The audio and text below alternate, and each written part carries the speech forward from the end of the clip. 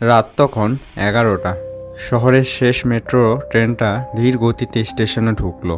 প্ল্যাটফর্মে আর কেউ নেই, শুধুমাত্র অরিন্দম দাঁড়িয়ে।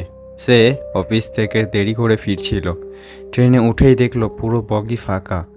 সে জানালার এক পাশে বসলো।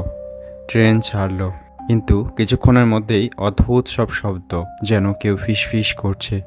হঠাৎ সামনের সিটে একটা বৃদ্ধা বসে গেল, অথচ সে তো কাউকে উঠতে দেখেনি। বৃদ্ধা ধীরে ধীরে বলল, এই ট্রেনটা বোধহয় আর গন্তব্যে পৌঁছবে না।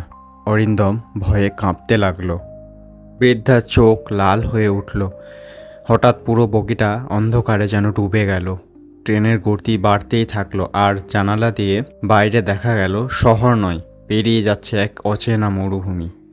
অরিন্দম হঠাৎ চিৎকার করে উঠল, কিন্তু কাউকে পেল না।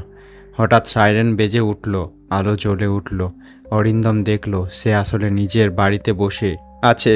টিভিতে খবর চলছে, আজ রাতে শেষ মেট্রো ট্রেনটা রহস্যজনকভাবে লাইনচ্যুত হয়ে গায়েব হয়ে গেছে। যাত্রী সংখ্যা 1।